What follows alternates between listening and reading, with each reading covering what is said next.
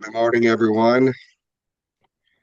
Welcome. Looks like we have quite a few people entering here, so give us just another moment. We're going to get everyone on board here. Good morning, everyone. Wow, great turnout. Must be because Mr. Doug Hale's here today Oh, and Don maybe. Phelan. Everyone wants to turn up and see what these folks are up to. And I showered and I shaved and I'm half dressed, so I'm ready for this. Ready to go. I have coffee. And you look fresh. And you look fresh. Man, Oh, look at bless this. your heart. Look at this group. Holy smokes. Super exciting. All right, welcome everyone. Just give us another moment. We're going to let people in. We'll get started here on our winter session, week 2. Morning. Good morning. Good morning, everyone. Morning.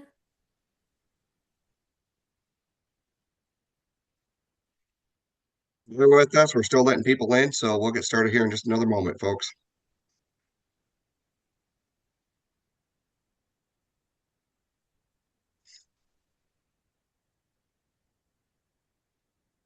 Well, we had a warm spell yesterday down here in the Kalamazoo area. I think it hit maybe 20 degrees, so that was great. Maybe 26. I couldn't help myself. I was hoping. Yeah, for the good couple hours that it lasted, right? We'll take it. Yeah, All yeah. right. I think we're just about ready to get started here. We'll wait another 30 seconds and we'll move forward.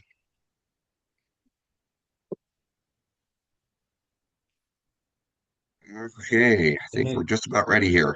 dang, you guys are popular this morning. Look at you guys. Look at this room.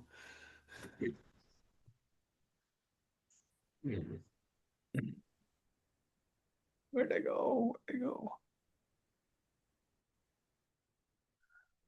All right, I think we're just about ready. What do you think, Don? Think we're ready? It's I think we're 9:31. good. All right, well, welcome everyone to Just starting a Zoom. I'm watching. This is I weird. think we're just about ready. Well, welcome everyone to our February 2nd winter session. This is our second uh, one that we're putting on. We had a total of 1, 2, 3, 4, 5 of them, 6 of them. So if you're not familiar with what we're doing, we're putting on just a simple overview on some of the most interesting topics that Don and I have come up with and that we've seen a lot of issues with. And then we want to try to walk through how to resolve some of these issues. And the topic for today is known as final walkthroughs, which we see some concerns sometimes from agents, most likely our clients, the public, on what to do. And when I was reviewing some of this information, I was thinking, how many of you actually get a clear to close the day before and you kind of run out of time to maybe schedule a walkthrough? Has that ever happened? Yeah. Well, it's a terrible position to be in. And we're going to go through why and what we can try to do to resolve this. But a pre-closing walkthrough is really the last step prior to closing that allows you to review with your client a couple things. One, that the house and real estate is still there, that there hasn't been any major catastrophe, right? Okay. Number two, that the personal property that was agreed upon between either on the purchase agreement or a chattel agreement is still in place. How many of you have ever gone into a home? You thought, well, refrigerator, microwave, you go into closing, and guess what? It's been swapped out. It's not the same equipment. Real problem. We might see that. The final walkthrough helps at least allow that to come to the forelight for us. So again, real estate in the same condition, personal property are in place, and that the personal property is in a condition that's not substantially different from the condition that it was on the effective date. So there's a term here. There's a key deadline. Everything that is in that home should be the same in a very similar condition as it was when that purchase agreement was signed, based on that effective date. The homeowner doesn't have the ability to go and switch things out or cause substantial damage because they would have changed then what the intent was of the purchase agreement on that effective date, that a buyer and seller came and had a meeting of the minds to agree to buy and agree to sell. And also, what does a final walkthrough do? It allows you to verify that anything that was agreed upon that was supposed to be corrected or improved has been done in a manner that your client is happy with.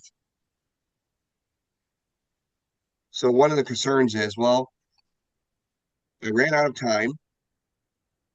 Don't let that be an excuse. And number two, well, it's different than what the effective date was. There's the conditions. It seems like it's been beat up. There's holes in drywall. There's gouges in the floor. Now what? Yeah, sure. Now what? What do people do? I'm going to open this up right now, and I want to hear, raise a hand, or what do people do? Well, before we go down that road, I want to talk about the contract itself. There are very few contracts that I'm aware of that don't offer the option for a walkthrough. Now, in the West Michigan Regional Purchase Agreement, for example, paragraph 22 says that you can have a walkthrough. Do you want one, or do you want to waive it? I would never encourage a buyer to waive it. I would always leave that as an option. The question, though, is, as Eric points out, what options does it give you really when you're faced with getting a clear to close? Buyers and sellers both want to close the next day, and now you're stuck with running out to the property, looking at it to see that everything is substantially similar. I want to go back to that in a minute. Substantially similar, but what do you do in real life, in practical situation? What are your options if the buyer says, this isn't the house I bought? This isn't what I thought I was getting. What do you do? Bueller. Anyone? Don't Um, close. Yes, an addendum. Who said don't close? Who said that?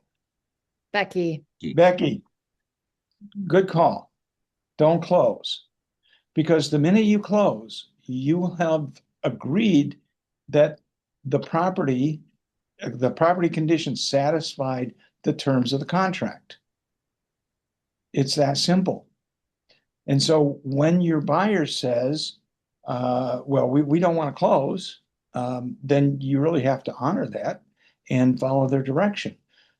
The question is, what does substantially similar mean? And that's a subjective phrase. It is problematic in that the only person who can actually determine what is substantially similar is a person who wears a black robe. So when you get to the point that the buyer doesn't want to close due to the walkthrough, which they have a right to do, provided the property is not substantially similar to the one that they bought on the effective date of the contract. But it does cause some concern because it could end up in front of a judge. But that's the way it is.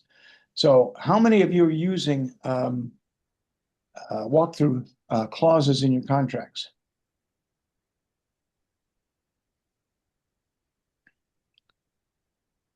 That's you. Yeah. So to go back to Eric's question, what's your solution other than Becky's, which is a correct one? exactly, but what other solutions are you using out there? I heard somebody say an addendum, Don. Yeah, I've had to do an addendum where we listed items we wanted repaired by possession, because of course in Grand Rapids everybody gives possession after close. And we did a escrow amount of money that we both parties agreed upon was fair. And the escrow was released once both parties determined that the giant hole in the wall had been fixed, and the there was like some gutters that had fallen down and nobody bothered to put back up. And I think we had 3 or 4 repairs that were of significance to the buyers that we did an Right. addendum for maybe $3,000 that said if they weren't done, then the buyers got to keep the money to pay for repairs themselves. Another great solution, absolutely. In the West Michigan, Now, here's my little radar going off here, which I love. Many of us, I'm sure, when we get to this closing table, we'll draft an addendum, but that addendum never goes to the lender because maybe there's not enough time to get the lender to look at that. And understandably, that if a title company were to look at that, they would require 1.5 times whatever an estimate would be for such repairs. And it gets down into a position where they might over scrutinize potential transaction. So it's an interesting gray area, I'm going to call it, okay, as my non-attorney opinion. well, I think it's an excellent point to bring up and have the conversation about, because again, going back to your initial statement, Eric, about it, we get to clear to close the day before, and now we're faced with a potential problem. How quickly can we act to get an addendum put together like Leslie talked about, and get agreement? Well, if you look at the West Michigan Regional Purchase Agreement, it's very clear that you can do a walkthrough within 3 days of the contract. Okay. I just got a note that Greg was trying to get in, but I think he's there. Is he not? Anyway, you can do a walkthrough within 3 days of the closing date. So I would encourage that if you're working with a buyer, that you give maximum opportunity to get these things resolved. Otherwise, using Becky's statement, you have the right to not close if they are not if the property is not substantially similar to what the buyer bought. Yeah, and it's very important to know what type of contract that you're using. Don was referring to the West Michigan Regional, which grants you to either check a box to reserve or waive your right within 3 days of scheduled closing. We have GMAR, which states 48 hours prior to close to determine. You have GLAR, which is 48 hours. You have GCAR, which is Kalamazoo, the Kalamazoo area, which is 72 hours prior. Saginaw is 48 hours. JAR has no time. It just grants a right. So again, it's really important to understand, or Branch County is 48 hours. So it's very important to know what your contract states.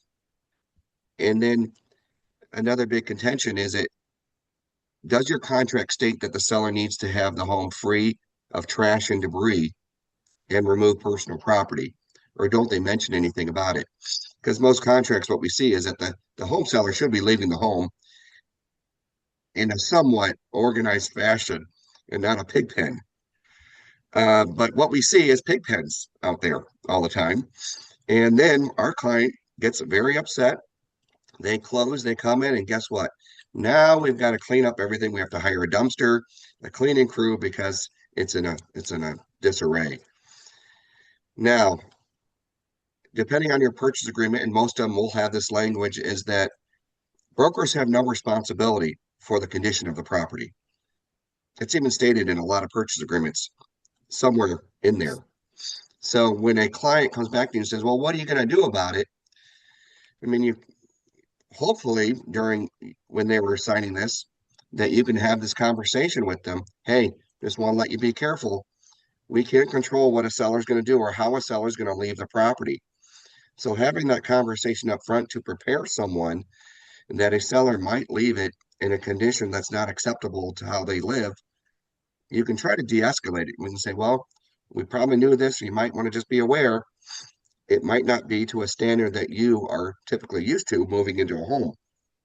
And that you're going to plan, you try to help your client prepare for that when it happens. And then if it's a very egregious condition and you've already closed and they've left it in with garbage and trash, the only way to resolve it is, yes, you can pick up the phone and see whether the seller is willing to pay. Most likely they've already closed. They don't care. They're moving on. And the best way to do it is either one, and I've had to do this personally sometimes myself. I'm like, hey, let me hire a cleaning crew to get in here. I'll pay for it. I'll be the hero here. Uh, it's goodwill, helps. I don't think twice about it.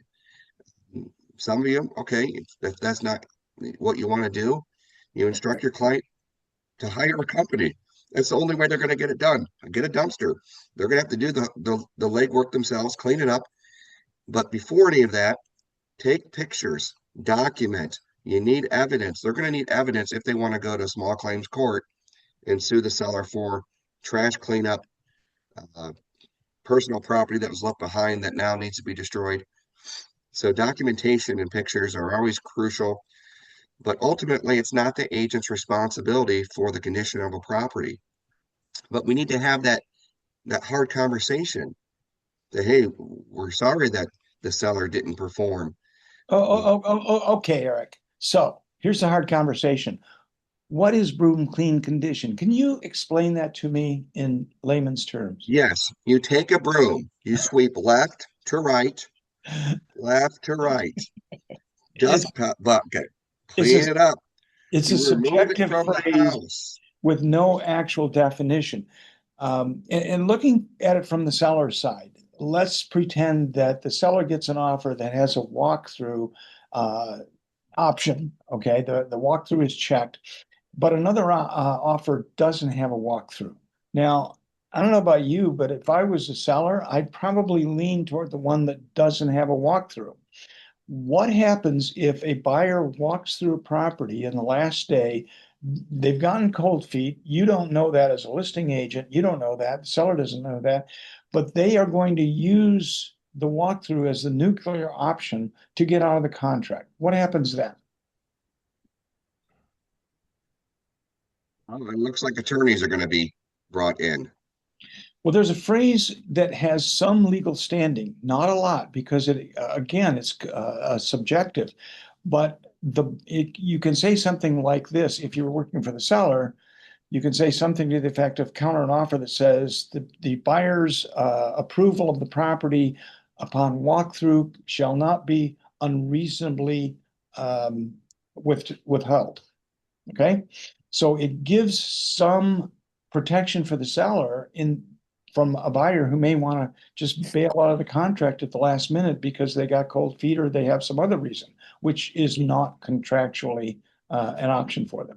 Hey, Don, so are you saying that needs to then go into the contract about that? Because I'm in the middle of a couple of them with broom swept clean right now. My interpretation of broom swept clean and the other agents are totally different, right? But I'm representing the seller, and the seller's like, well, how much more do I need to clean, or what more do I need to do? And it gets really frustrating. Sorry about that. It gets very frustrating to try to explain this to your seller and then not have language in the contract to protect them. Sounds like this is good language for that. It could be, but again, all of the descriptions that we're using, room clean, substantially similar, unreasonably withheld, they're all subjective. And the only person who can ultimately decide what that is a judge. I think we're going to know, at least in my opinion, I'm going to know whether something is substantially different. I mean, you go in and you see a refrigerator that is stainless steel that doesn't have dents, and you go back and you're closing and you have sledgehammer dents in it. That's a little substantially different, To send. right? And then it's going to depend on how egregious your buyer wants to become. Where do they want to draw the line in the sand to say, hey, look, seller, you are not performing according to the condition of this home when I bought it. I submitted an offer on an effective date. This home is much different now. We're not closing, period. I'd like to have, let's see, Ruth Ann's question. Ruth Ann, can you ask that to, Tracy gave a good answer in chat, but I want to share it with the group.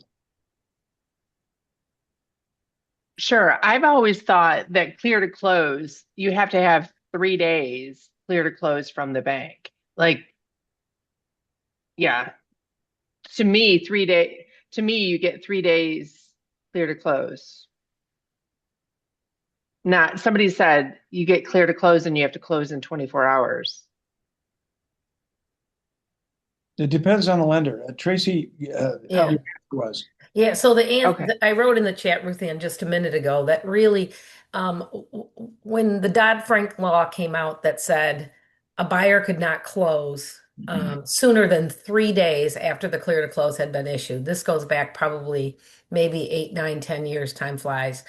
But what we found is over time that seemed like a target that was sort of different depending on the lender. Some lenders are okay. now feeling comfortable sending out the CD, the closing disclosure for their buyer to acknowledge. Okay. That really starts the timeline that a buyer cannot close sooner than 72 hours, 3 days from the time they sign the CD.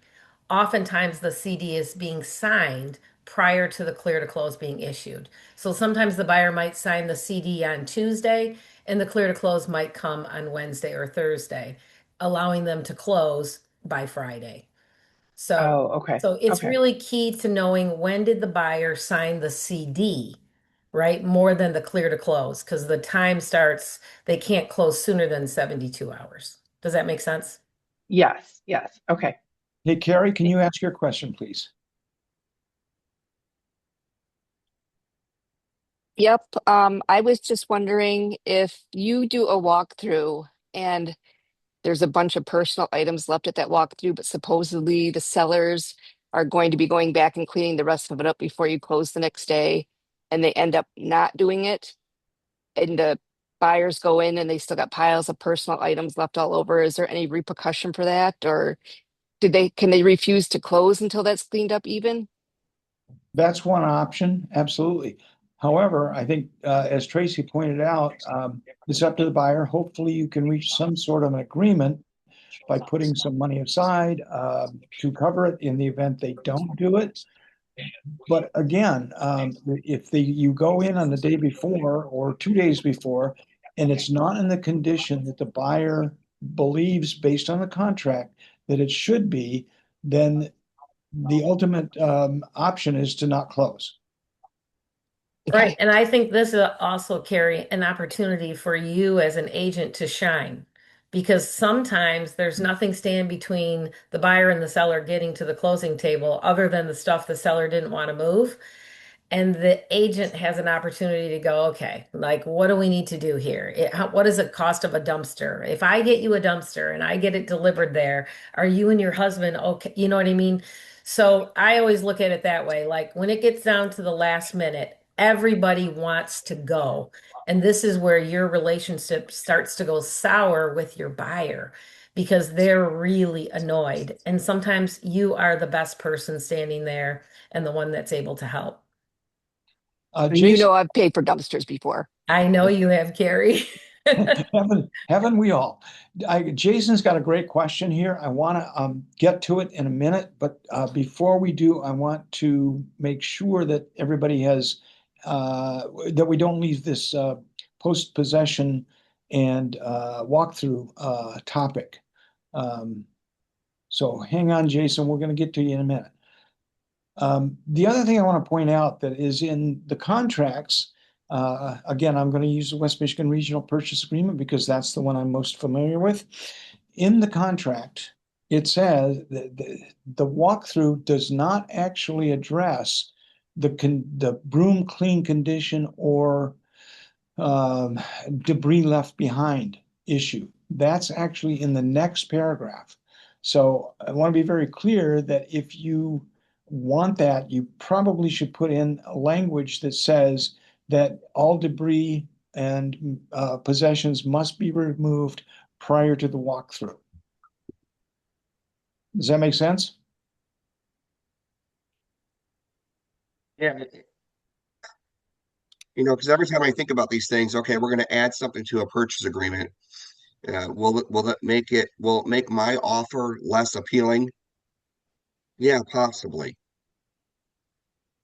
So it can be a dangerous path to go down because you might not win the offer. So, but But whose choice is it, Eric? yeah, ultimately it's your client's choice, but you're guiding them. And I would say that the more important step would be to counsel your clients about the risks of what might happen because we never talk about it. They get this thing in dot loop, and you might want to pick up the phone and say, hey, look, this is what we're seeing in our geographic area. There are concerns here prior to closing. There are concerns with us doing a walkthrough and having this home in disarray that you might not be comfortable with. And that you might need to understand that when you get into your home, you might need to clean it, or there might be personal property left behind that you need to get rid of. Hey, Don, can I jump Yes. in? Go ahead, Greg. Who's this interloper? I know. I decided I wanted to see what you guys were saying. I wanted to catch up on this. So, hey, in this discussion, is in many discussions in real estate, the key to this is the disclosure. And you tell the people, look, yes, we should have something in there. We should have the seller set money aside to protect you if they don't take everything out, they lose their money. That's a great idea. However, if you lose the offer because of that, that's not a great idea, right? And so the key to this, in my humble opinion, is having the discussion. I don't think the discussion is had in every scenario where the agent tells the buyer, look, you should have this in there. And but if you do, you have to know that a seller, if they've gotten another offer sitting there, that you might lose because of that statement. So then if they say, you know what, let's not put it in there.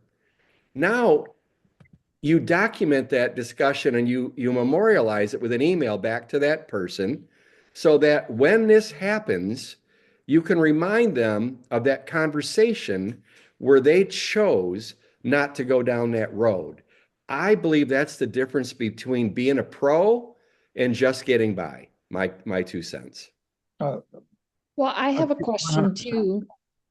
If you don't mind adding on to that, how do you ask them to remove all debris and possessions before walkthrough if there's possession after closing? How do you do that? You don't. I mean, that's an excellent point. You can't.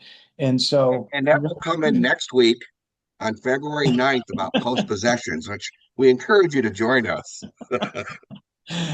Nice segue, Eric.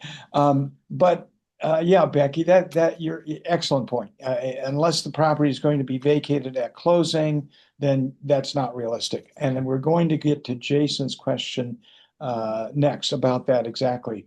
But I agree, Greg, that in most cases, the conversation doesn't happen. I try to sit with my clients and say, when I'm writing the offer, if we're going to do a walkthrough, what are we going to do if we find something that's not acceptable? And they go, well, what do you mean? And I say, well, let's pretend that they have left possessions behind, and it's going to cost you $1,000 to clean it up. Do you want to put language in there now, or do you just want to pay the $1,000 and have an offer that maybe the seller is going to be more willing to accept? Which would you prefer? And they go, well, yeah, I don't care. $1,000 is fine. When you're looking at houses that are $300,000, $400,000, $500,000, the question is, what is the value of the walkthrough in protecting the buyer if they lose the offer. The important thing, though, is to have the conversation and lay out their options for them. Yeah, so again, when you're going through this walkthrough, we're going to have a couple more minutes here, but I think it's important that agents understand what to look for when you're doing a walkthrough.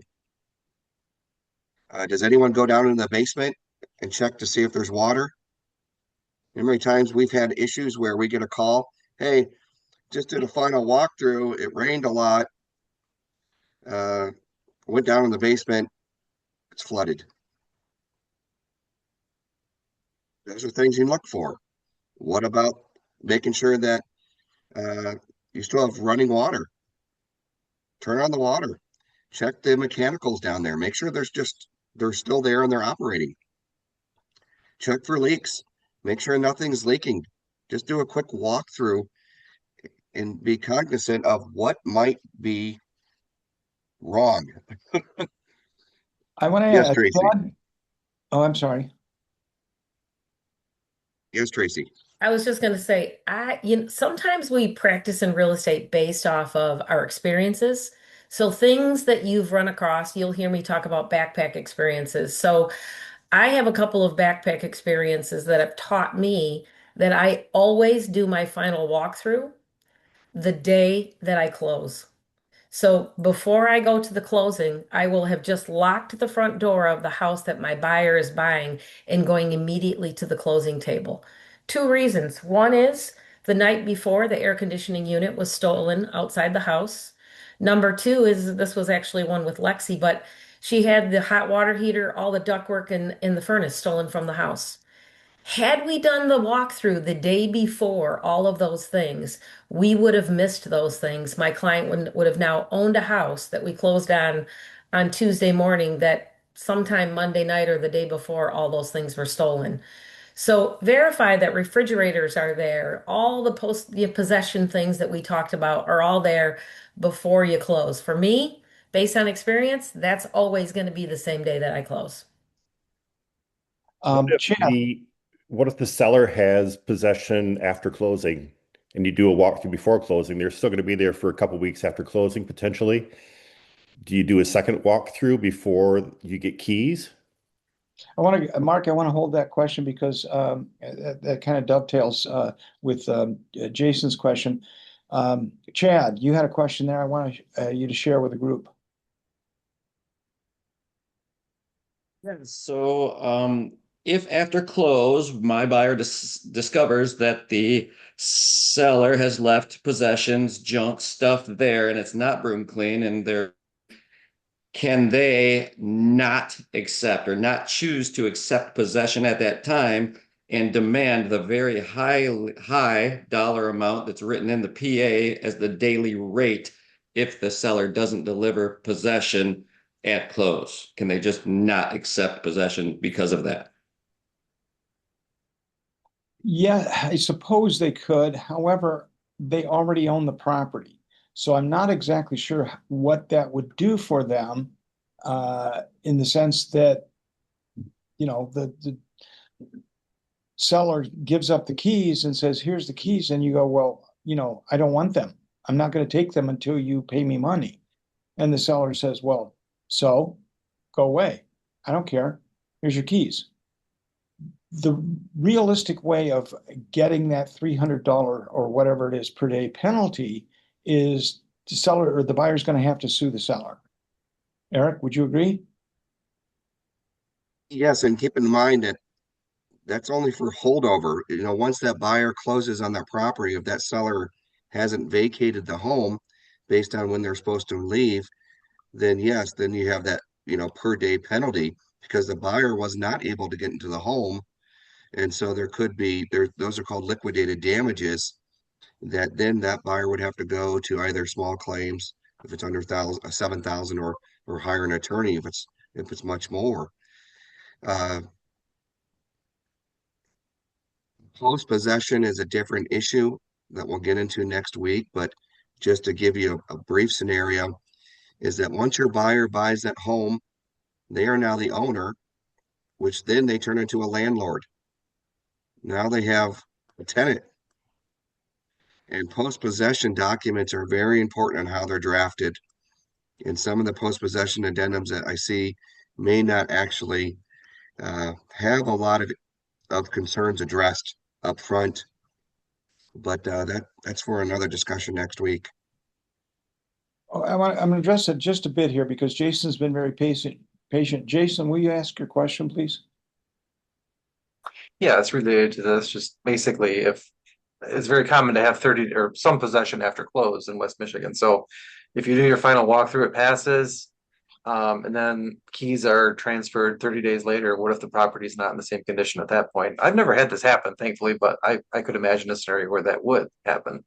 And like we've discussed, I mean, the buyer already owns the home at that point, right? So I think Tracy mentioned having some possession escrow. I've not done that, but yeah, that was my question.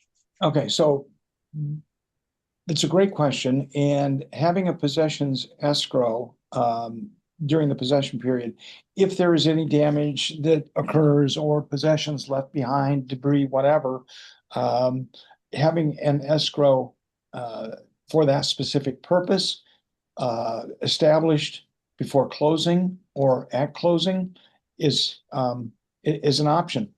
Again, you have to weigh, your client has to weigh the benefits of putting that in to protect themselves or taking the risk and winning an offer. It's a game, and it's ultimately their decision.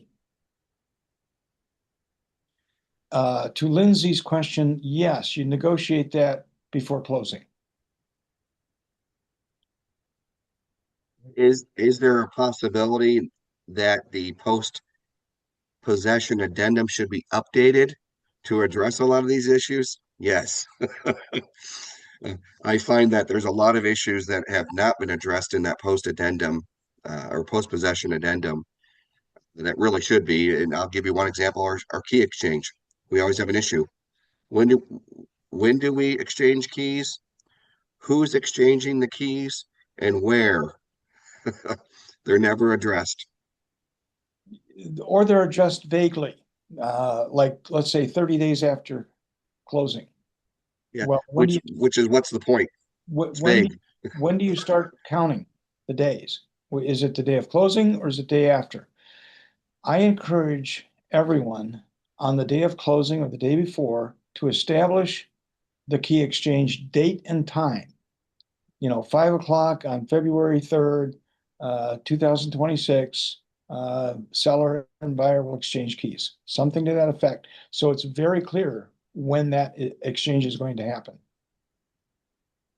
And truly, the only way that if someone really wanted to look into post-possession issues or concerns is that your client would have to show up at the house prior to buying it at closing, taking photos of the condition of the home, and then they would have to show up immediately after the tenant or old seller vacates at post-possession and take photos, and then verify and compare whether there is any true damage.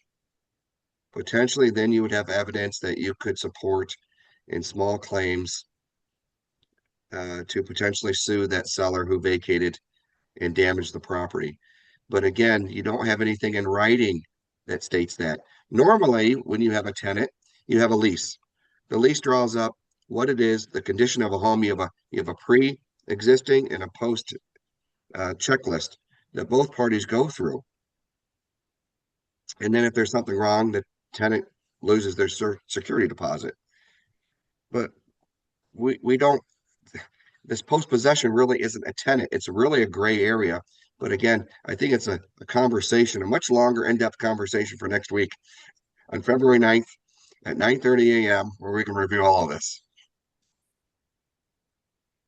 And Lindsay Schaub, I believe it is covered in the temporary occupancy agreement. I'm going to check on that and have that available for you later today or and again next Monday.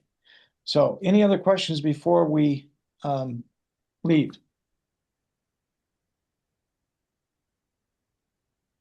And my final words would be this. Make sure you do a final walkthrough. Make sure you have a conversation with your client about their risks or what they might have to, what they're walking into with this final walkthrough, and that they might have to do some cleaning themselves. That it might not be exactly what they're thinking or picturing it should be. To calm them, be the professional, give them advice, let them make the decisions on their own, and then be there to help guide them through the process. This is supposed to be a great time. This is supposed to be a happy time of buying a home. Don't turn it into a miserable one, but encourage them. Leslie's question, can you address homeowner insurance next week? I will mention that I believe. I guess I'm talking about post possession. So when the seller becomes a tenant. Hey, John, can you mute your feed, please? Or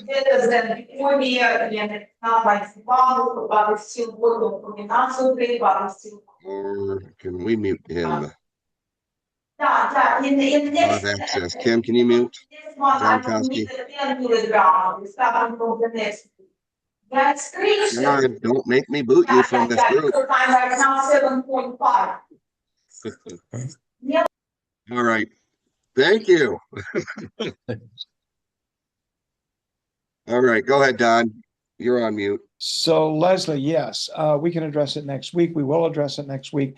Okay. I think, I'm not an insurance expert, but I believe that the seller has no ability to keep the house insured after closing. They can keep a renter's policy for their possessions, and I would always encourage that. But I believe the moment of closing, the buyer is the one with the vested interest in the property that has to be insured. Eric, Greg? Hey, Don, let me add this. Paul and I are going to be doing a live stream 1 o'clock on Wednesday. It's called EMD Armageddon. Gee, that sounds fun. So he just gave a promo for his live stream. That's great. Hey, we should always promo. Yes, and I would agree with you, Don, on the insurance. A home can't have a primary by more than one party. It's the person that owns the deed who can have the primary insurance. If a seller wants to get a secondary policy, it would just be like renter's insurance for their contents and whatnot. Like a contents policy, Yep. then correct? Mhm. Okay. Just like if you rented an apartment. I always encourage sellers to call and make a change to their policy, but a lot of times, like I encourage them to call their agent and ask questions because I'm not an insurance agent. But a lot of times, like, oh, I'm just going to keep it. What is it? It's $100 a month. I'll just keep it full covered. And I don't know that that's actually right. So I guess that's why I kind of wanted to get some others' opinions on it. Yeah. This is a great promo for Tyler Truxton at Big Lake Insurance. Give him a call. He can answer all of your insurance needs. He's a great guy. And he's actually quoting my own insurance for me right now. So, but no, I think your client, once they become a tenant after that closing, they just need a renter type insurance policy.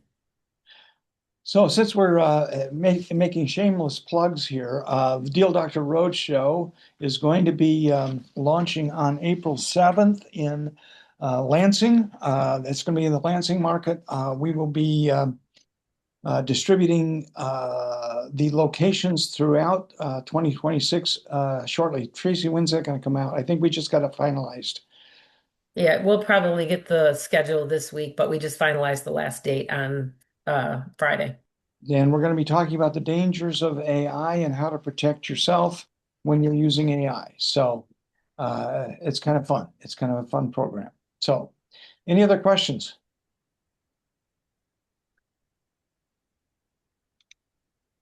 Well, I guess not. Thank you, everyone. We appreciate your time today. Thank you.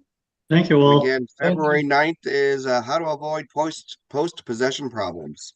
So thank you all. Appreciate your time. Bye now. Get out there and sell. Yeah. Get out there and buy. Take care.